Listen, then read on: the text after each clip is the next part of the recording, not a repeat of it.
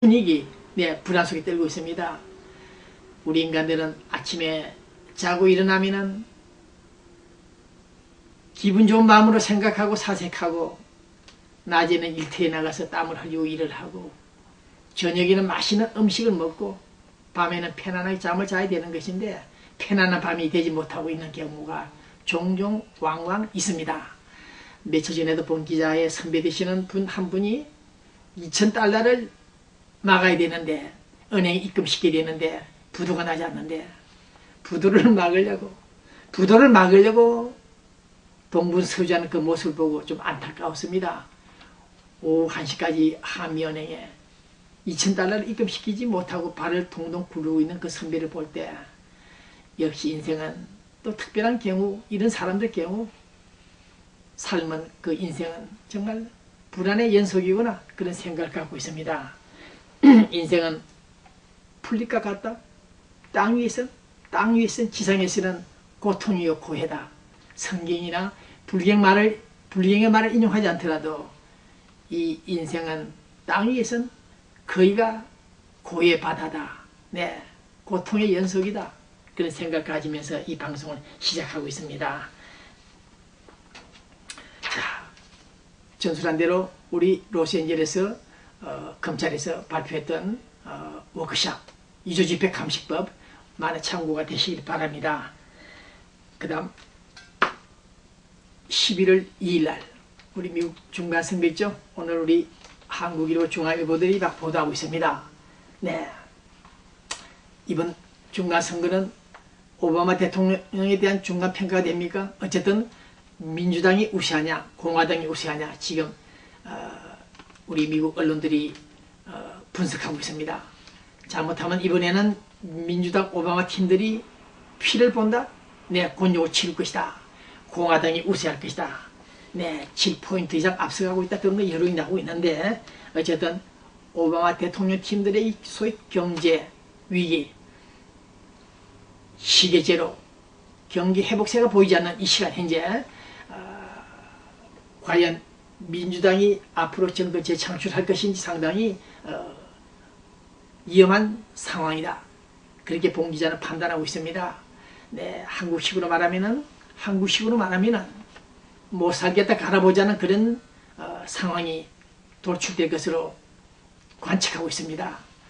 오바마 정부 현재 상황에서는 특단의 조치가 없는 한, 물론 경기 부양책을 내놓고 있습니다만은 이런 식으로 경기 부양이 되고 경제 활성화가 될 것 같지 않다. 그래서 바깥 체인지가 진짜 체인지 되지 않겠느냐, 정권이. 그런 우려를 갖고 있는 시간에 자관 11월 2일 날 중간선거를 좀 지켜보겠습니다. 그 다음 우리 대한민국 G20 정상회의, 그 포커스를 맞춰서 말씀드리면 30분 1시간이 다 끝나겠습니다만은, 어쨌든 어제 그저께 우리 미국 채널 7 미국 방송에서 교육부 장관이 나오셔서 그런 말을 했다 그러네요. 사우스 코리아가 부강한 나라가 되고 있다. 왜 잘 사느냐? 성공한 나라다. 그것은 학부모들의 교육열 때문에 오늘 대한민국이 G20 정상회의까지 개최하고 있다. 그런 얘기를 하고 있습니다.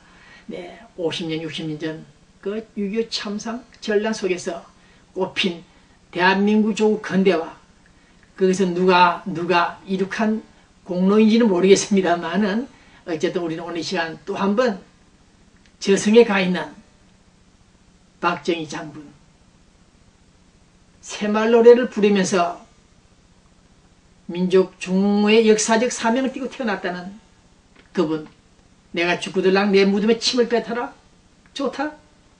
그런 의지와 소신으로 두 마리의 토끼를 쫓으면서 이룩한 민족 중흥, 조국 건대화 작업, 개발도상국에서의 선진국 대열로 진입하고 있는 이 대한민국을 틀을 닦은 그 박정희 대통령, 우리는 오늘 그분을 생각하면서 저기 박근혜 여학생 시대의 그 사진, 비키니 수영복 입은 모습을 보고 있습니다. 1967년경 진해 대통령 휴양지에서 바닷가에서 보여주고 있는 저 모습 사진, 비키니 입은 사진, 그리고 최근 광고 모델로 또 나왔습니까? 네, 서강대학교. 네, 어쨌든 간에 오늘 본 기자는 G20 정상회의가 열리는 이 시간 저 젊은 여자가 정말 안타깝고 불행하게도 보이는 저 여자가 아버지 어머니까지 총탄에 맞아 쓰러지고 죽었다. 그럼에도 좌절하지 않고 박지만이는 일시 좀 자포자기하는 행동이 보여서나 박근혜 그분은 좌절하지 않고 내일 모레 다시 청와대를 행진하기 위해서 찾아가기 위해서 몸부림치고 있다는 사실, 어머니 아버지를 잃어버리고도 혼자서 분투하는 저 여인의 모습, YS 김영삼, 그들은 여자가 무슨 대통령을 하느냐라고 비아냥 그랬다 하지만은 봉기자 생각은 조금 다릅니다. 어쨌든 저승에 가 있는 어머니 아버지가 우리 딸 대통령이 돼서 내가 못다 이룬 조국 근대화 작업을 좀 마무리 지어달라, 그러한 도움이 협력이 있을 것으로 기대해보고 있습니다. 아버지 어머니를 잃어버리고 홀로 남은 저 여인, 어떤 한이 맺혀 있는지 모르겠습니다만은 우리 특히 해외 동포들, 보수층들이 많은 우리 로스앤젤레스에는 박근혜 차기 대권 후보를 지지하는 소리가 매우 높습니다. 네, 부모님, 저승에 가 있는 부모님들이 딸을 위해서 기도하고 있을 것으로 생각하고 있는 이 시간, 클레멘타인 동료 노래입니까? 노래도 한번 듣고 싶은 시간입니다. 네, 화제를 좀 바꾸면은 며칠 전에 우리 LA 옥스퍼드 팔레스 호텔 2층, 거기서 우리 LA 올드타이머 몇 분들이 자주 만나 차도 마십니다. 그 중에 나이 70이 된 선비 한 분이 느닷없이 서울에 전화를 걸었습니다. 핸드폰으로. 네, 왜 전화를 걸었느냐? 첫사랑, 53, 4년 전에 헤어진 그 첫사랑을 만났다. 어디 살고 있는가 전화번호를 알았다. 그 전화를 하더군요. 이상가족 통화하는 식입니까? 네, 어쨌든 50년여 만에 첫사랑과 통화를 하고 온 그 선배가 그런 말을 하더군요. 눈에 습기가 찼습니다. 나이 70 되신 분이 첫사랑과 전화 통화를 하고 와서 습기 찬 눈으로 저한테 같이 앉아있는 친구들한테 그런 말을 했습니다. 야, 예정이라는 게 참 무섭구나. 내 목소리를 듣고도 하나도 변하지 않았다고 한다.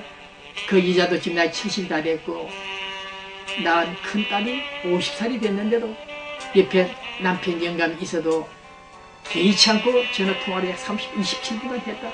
네, 그러면서 한다는 소리가 우리 죽기 전에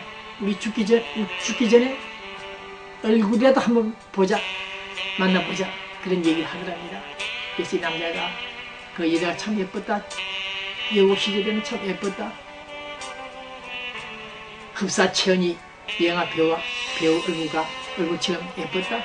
네, 목소리는 하나도 변하지 않았다고 서로 확인하고 죽기 전에 한번 얼굴이라도 보자면서 인사를 했다는 그들의 얘기를 들을 때 느끼는 바 있었습니다. 네, 죽기 전에 첫사랑 얼굴이라도 한번 보고 싶다는 여인, 남자의 얘기를 들으면서 그리워 찾아와도 그리운 옛님은 아니 베네. 이현상씨 한양대학교 소프라노 교수 곽신영씨의 그리우라는 노래를 들으면서 이 방송을 시작하고 있습니다. 네, 자, G20 우리 교민들 지금 정신없죠? 이 시간 피곤한 시간 밤입니다. 이 시간에 서울 20개 국가 정상들이 모이는 회의 11월 2일 그 설명한 데서 얼마나 감동을 받겠습니까만은 저기 사진에서 보듯이 우리 대한민국 네 어떻게 감히 50여년 만에 이렇게 부강한 경제가 성장이 된 그런 나라가 될 수 있었는가 한번 생각해 봅니다. 그것은 우리 코리안 저력이다. 믿고 싶습니다. 그 파워. 오늘 본 기자는 이명박 대통령이 이때야말로 우리는 국가 운이 상승하는 때다. 이때를 놓치지 말자. 10년, 20년 뒤에 가서 오늘의 역사가 오늘의 G20 행사들이 얼마나 성공적이었는가, 그리고 우리 한국 정부가 우리 대한민국이 얼마나 성장했는가를 국민들이 모범적이었고 국가 이익에 동참했는가, 국가 이익에 동참을 했는가 평가할 것이다. 그러한 언론사 보도국장들 앞에서 발언했다는 이명박 대통령의 기사들을 볼 때 우리는 오늘 대한민국 정부가 세계 약 120개 국가입니까? 30개 국가입니까? 그 중에서 경제 성장 파워가 있다는 대한민국으로 인정받았다는 사실.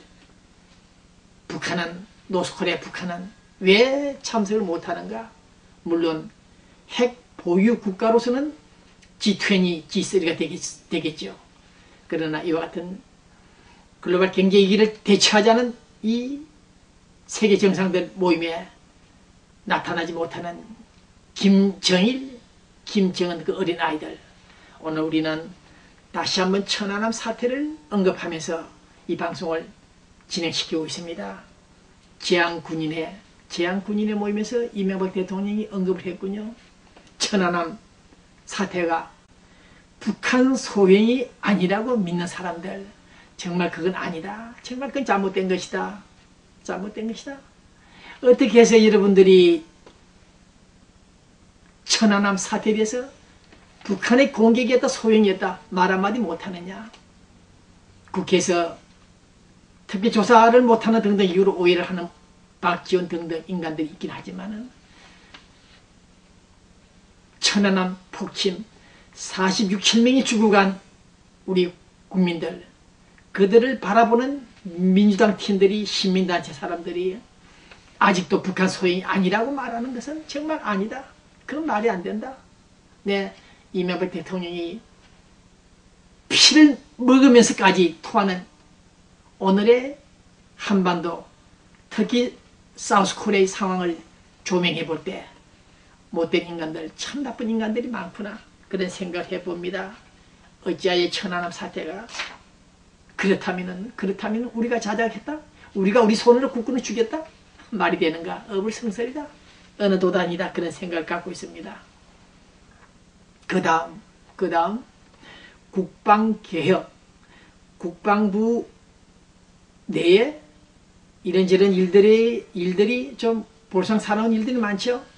본 기자는 약 10년 전부터서 국방개혁을 시도하라, 매설을 가해라. 네, 특히 군수물자 취급하는 사람들, 군사무기를 도입하는 그 과정에서 커미션을 받아 챙기는 등등 잡음들이 많다, 부정이 많다. 이래서는 안 된다. 국가예산 GNP 3분의 1 이상을 탕진하는 국방부가 나중에 알고 보면은 썩은 고물단지 같은 무기들이 창고에 처박혀 있다. 이래서는 안 된다. 주적 개념도 모르고 헷갈리는 저 국방부 사람들. 오늘 본 기자는 이명박 국가원수, 국군 통수권자가 계속해서 강조하고 있는 지금이야말로 적기다. 지금이야말로 필요한 시간이다.